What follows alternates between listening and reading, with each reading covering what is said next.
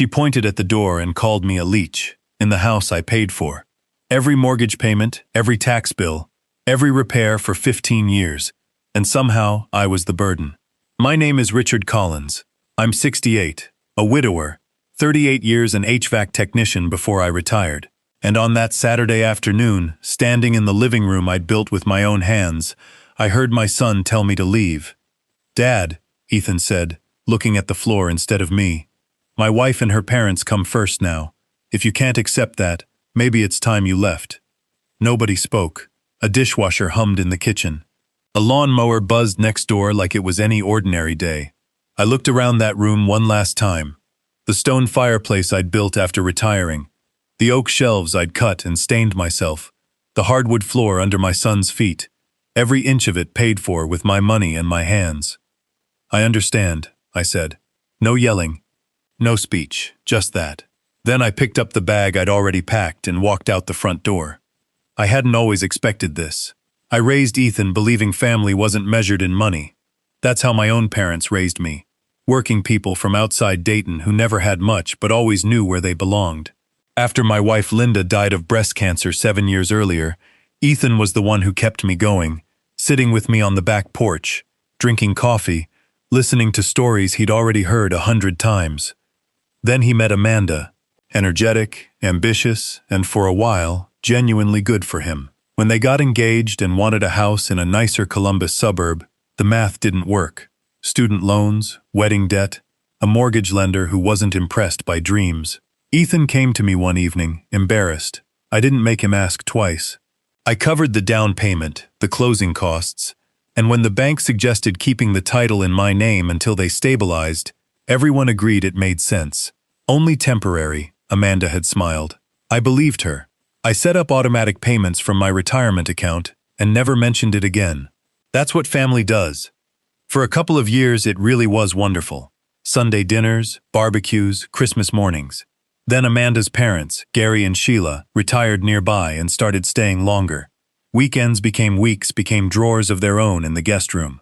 Gary had an opinion about everything, the paint, the landscaping, and always said, "Your house," to Ethan, never once to me. Sheila didn't need to be rude. She just acted like I wasn't there. If I spoke, she kept talking over me. If I cooked, she ordered takeout.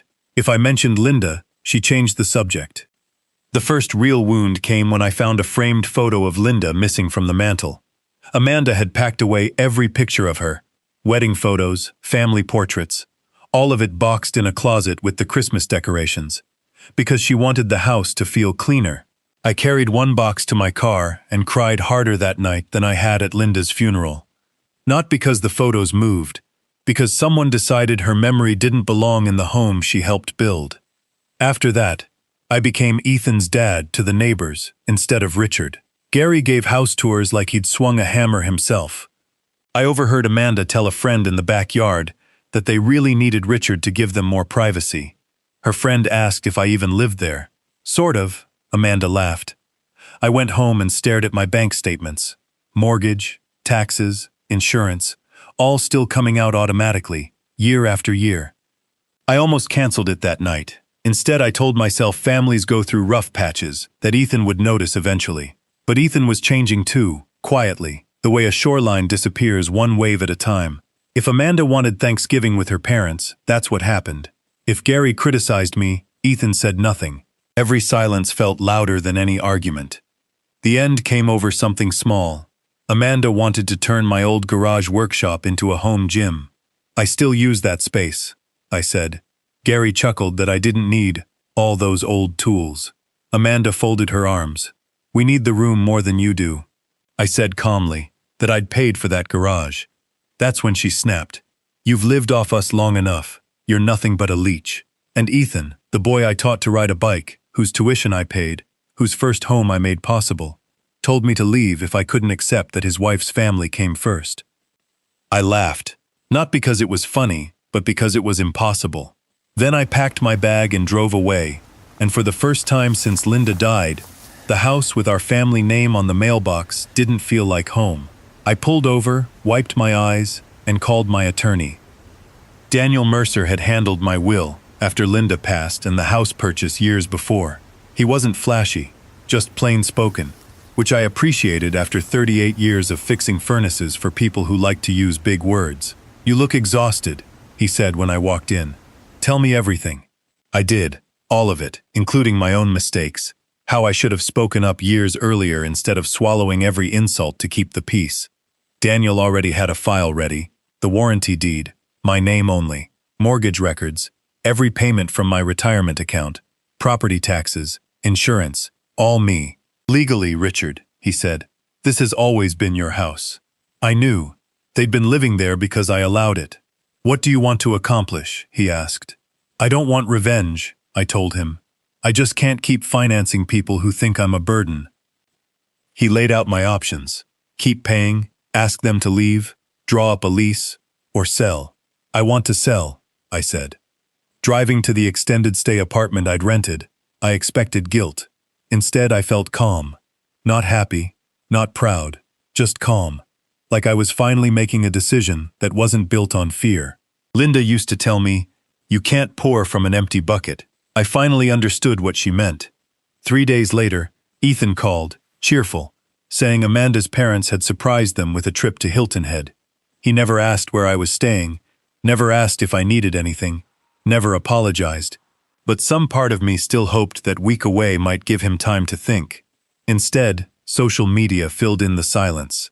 Every morning brought new photos: Amanda with a frozen drink on the beach, Gary grilling seafood, Sheila under a giant sun hat, Ethan with his arm around his wife, captions like "Finally living the life we deserve," and "Family first." 6 people at a waterfront table, not one message asking if I was okay. I let myself feel sorry for a few minutes, then closed the app. Self-pity wasn't going to fix anything. Meanwhile, my life got busy. Daniel introduced me to a realtor, Melissa Harper, who walked the property with real respect for how well I'd kept it. I paid for cleaners, patched nail holes, trimmed the flower beds, fixed the deck railing I'd been putting off. Working alongside a handyman half my age, I found myself smiling, not because I was selling, but because for once I was building something instead of enduring it. Melissa called 4 days later, stunned. 23 showings in 24 hours, 8 offers by the weekend, 2 all cash. I didn't take the highest. I took the best, from a young couple, a school teacher and a firefighter, who'd been renting for years and wanted a place to raise kids. I read their letter 3 times, touched Linda's wedding ring on the chain around my neck, and said, I think she'd like them. Closing was scheduled for Friday, before Ethan and Amanda got home. I drove past the old neighborhood one last time, watched kids on bikes, looked at the maple tree Linda and I planted, and said goodbye without looking back. Everything belonging to Ethan and Amanda, I want to be clear, I didn't throw anything out, had already been professionally packed into a climate-controlled storage unit I'd rented for 60 days. I wasn't trying to destroy their lives. I was ending my financial support. There's a difference. The calls started at 2:14 that Friday. Dad, there are moving trucks in the driveway. Then more, then Amanda, then Ethan again. 12 missed calls by the time I sat by the little lake behind my apartment, watching ducks drift across the water, completely unaware that a family's whole understanding of their life was about to collapse. Daniel filled in the rest later. The new owners had barely started carrying boxes in when Ethan's SUV pulled up. Amanda marched toward the porch, sunglasses still on from vacation, and told the woman on the lawn she had the wrong address.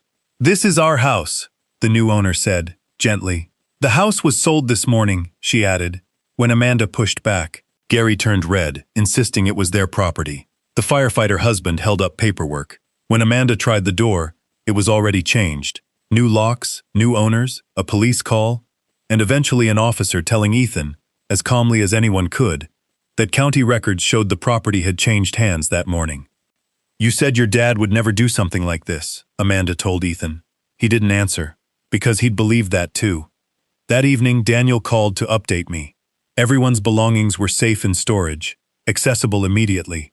I don't want them thinking I destroyed anything, I said.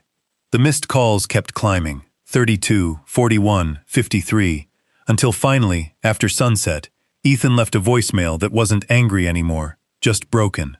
Dad, please, I don't understand. For a long time, neither had I. Then I understood something else. He genuinely didn't know.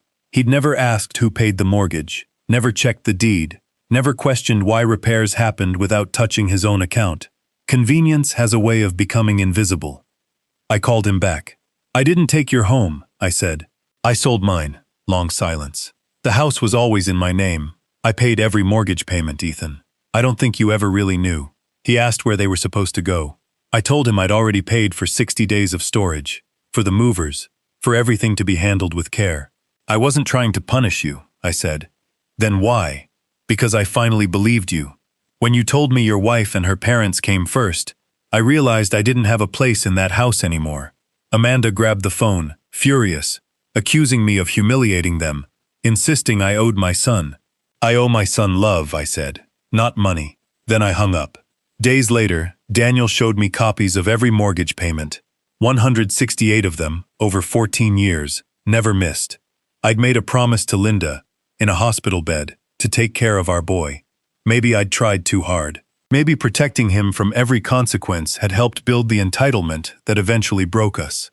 The first month after the sale was strangely quiet. No calls, no visits, just silence. For years, silence had scared me.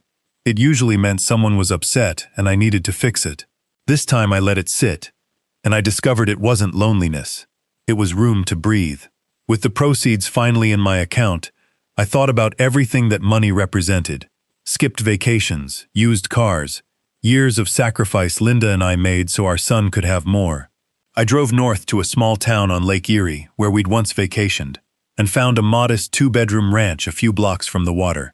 White siding, blue shutters, a porch swing. I paid cash. No mortgage, no debt, no complicated memories in the walls. My new neighbor Martha introduced herself with a plate of blueberry muffins before I'd finished unloading boxes. Within an hour, I'd met 3 more neighbors who didn't care what car I drove or how much money I had.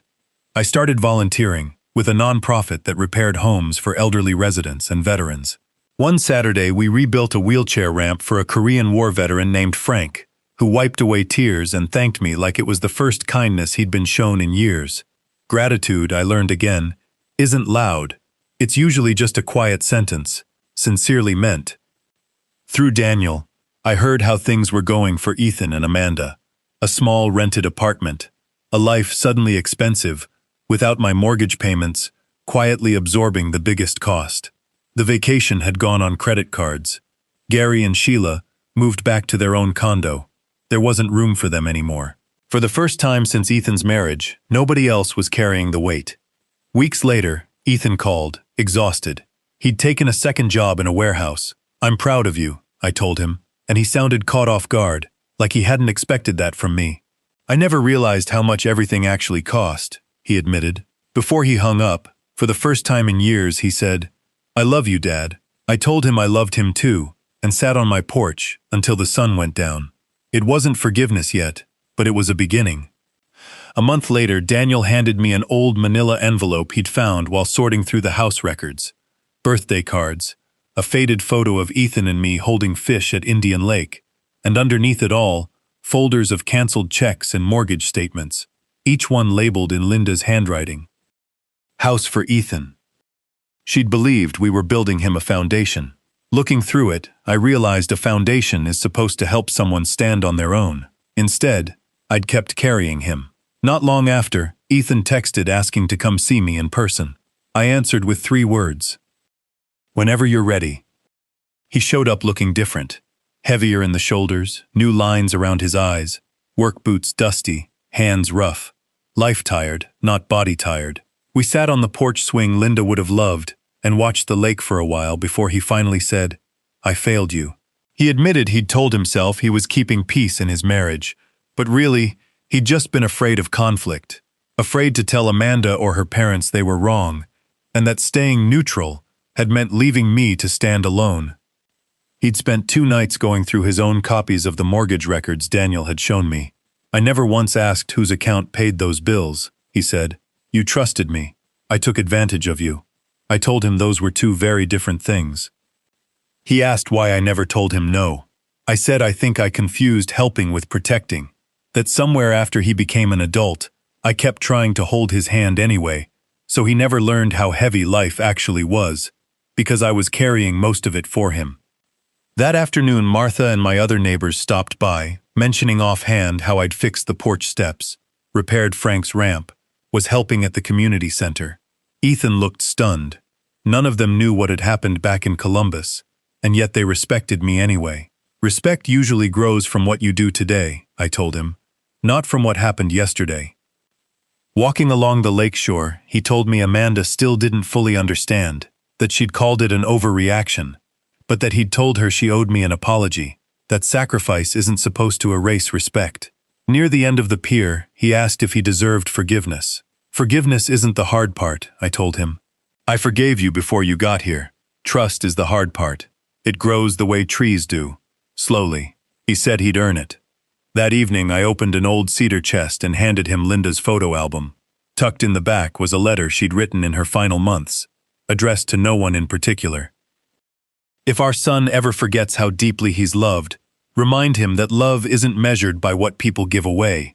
It's measured by the lives they quietly build for others. Ethan couldn't finish reading it aloud. He pressed it to his chest and told me he was sorry. I stood and held him the way I had when he was a boy who'd fallen off his bike. No pride, no excuses, just a son who finally understood. 3 weeks later, Ethan called again, asking if Amanda could come with him this time. I asked, gently, if she wanted to come, or felt like she had to. I think she finally wants to, he said. Both of you are welcome, I told him. They arrived that Saturday in Ethan's ordinary sedan. No luxury, no entrance. Amanda looked different too, the armor gone. She handed me a small box wrapped in blue paper. Inside were the photographs she'd once packed away. Linda, our wedding, the maple tree, the family portrait. I told myself I was making the house look modern, she admitted, eyes filling. The truth is, I was trying to make it feel like my house. I wasn't just decorating. I was erasing her family.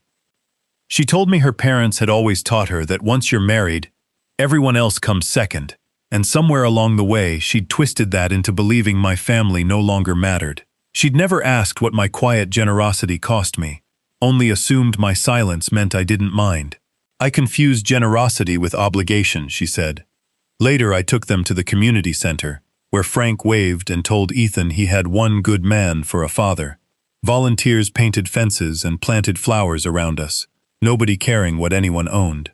On the drive back, Amanda admitted she never understood the kind of life I wanted, not until she lost the house.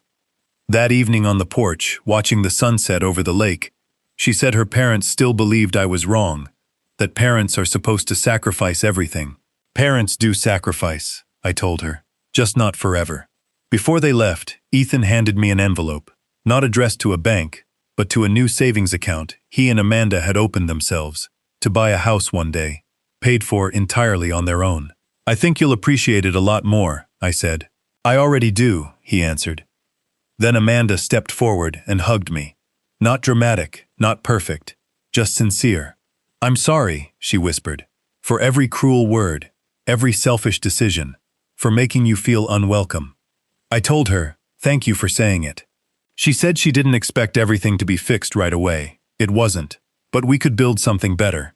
The months after weren't magic. Trust didn't return overnight, and old habits sometimes resurfaced. But now we actually talked through them instead of burying them. Sunday dinners became a tradition again, sometimes at my little house by the lake, sometimes at their apartment. 2 years later, when they finally bought a modest home of their own, they asked me to help plant a maple tree in the front yard, not because I was paying for it, but because they wanted my hands in the soil beside theirs.